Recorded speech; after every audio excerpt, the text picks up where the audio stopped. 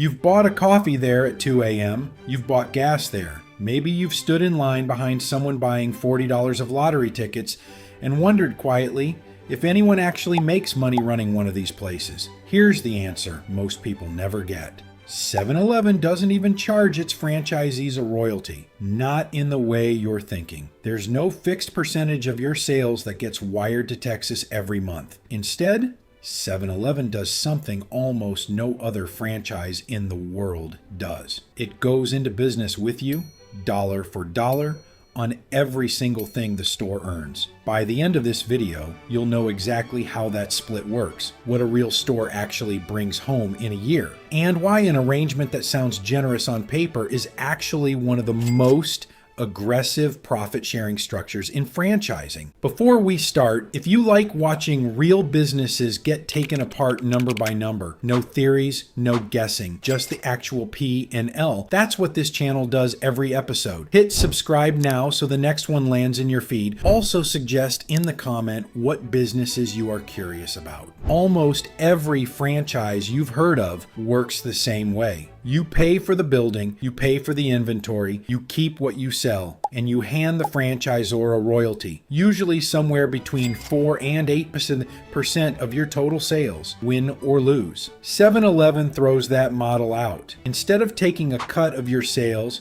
7-Eleven takes a cut of your gross profit, meaning sales minus the cost of the goods you sold, and it's not a small cut. Depending on the store and the agreement, corporate keeps somewhere around half of it. Some sources put the split as generous as 52% to the operator. Others describe ranges closer to 47% for the franchisee and 53% for corporate. The exact number moves with store performance, location, and the specific contract, but the structure is consistent. Whatever the store earns after paying for inventory, corporate is your business partner on nearly every dollar of it, every single week. In exchange, 7-Eleven brings something almost no other franchisor brings. They often own or lease the real estate, they finance a large share of your starting inventory, and they run the back office systems, merchandising, accounting, payroll support that a mom and pop store owner would otherwise have to build from scratch. It's not a landlord relationship. It's not a licensing relationship. It's closer to a joint venture where you run the store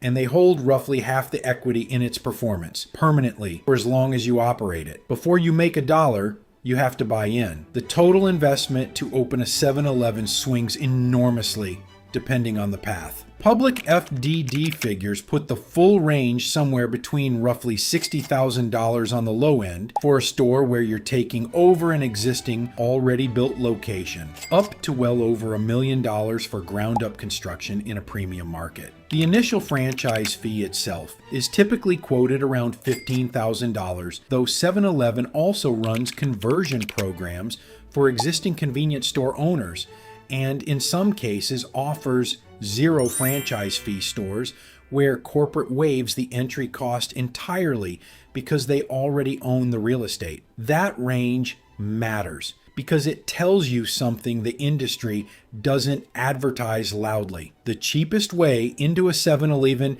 is almost never a brand new build. It's stepping into a store corporate already owns, with sales history already established. You're not betting on a location. You're buying into one that's already been tested. So what does a 7-Eleven actually sell, and how much? Convenience store economics have shifted hard over the last 20 years, and 7-Eleven rides that shift as much as anyone. Industry-wide data from NACS, the Convenience Store Trade Association, shows food service, meaning prepared food, coffee, and dispensed drinks, now makes up close to 28 to 29% of in-store sales industry-wide and closer to 38 to 39% of in-store gross profit dollars. That's the single most important number in this whole video, and we'll come back to it. Fuel is the other half of the business, and it's a strange one. Convenience stores sell an estimated 80% of the gasoline purchased in the United States, but fuel is a brutally thin margin category, often just a few cents per gallon after taxes and supply costs.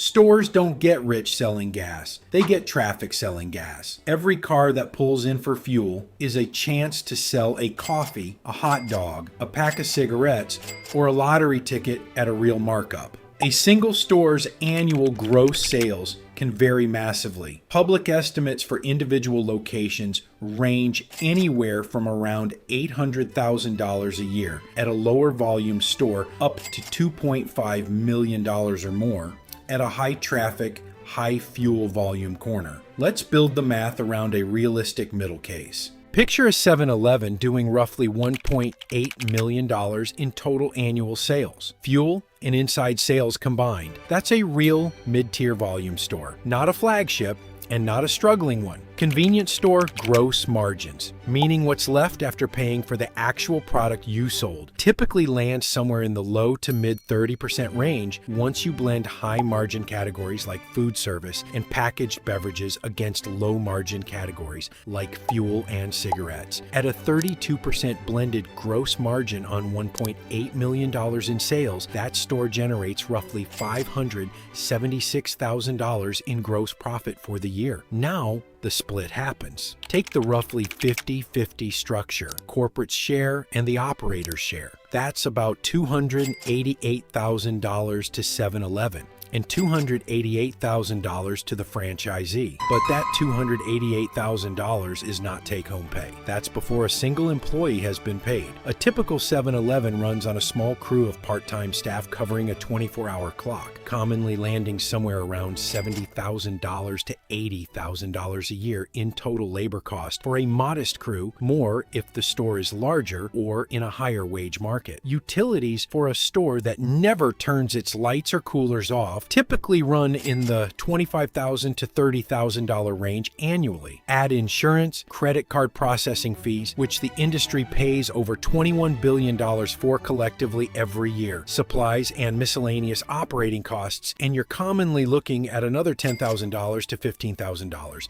Run the subtraction. $288,000 minus roughly $75,000 in labor, minus $28,000 in utilities, minus $14,000 in miscellaneous costs, leaves the operator somewhere around $170,000 for the year, before any debt service on the initial investment and before their own labor, if they're working the counter themselves rather than just managing it. That's the number nobody puts in the brochure, not the franchise fee, not the average unit volume. The number that actually lands in an owner's account after the split, after payroll, after the lights stay on all night. And that number moves hard with volume. A lower traffic store doing $950,000 a year in sales, run through the same math, might only clear something in the neighborhood of $70,000 to $80,000 before the owner's own labor is even factored in, which is a very different proposition than the number above. Same brand, same contract structure, completely different outcome, because the model rewards volume more aggressively than almost any other franchise format in existence. Here's the detail that separates a store that's merely surviving from one that's genuinely thriving,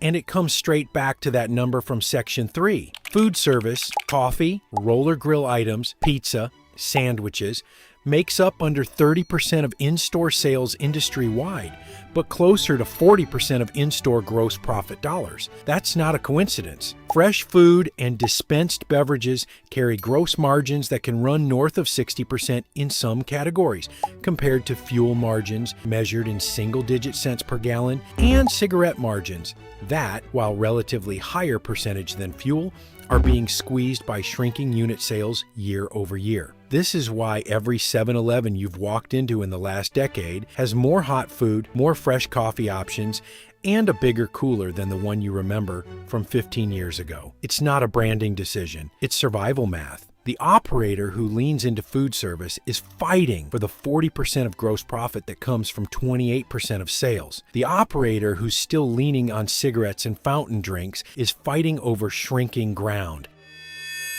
Now, the 50-50 gross profit split cuts both ways. In a traditional royalty franchise, if you have a slow month, you at least keep everything above your fixed royalty percentage. In the 7-Eleven model, corporate is your partner on the way down too.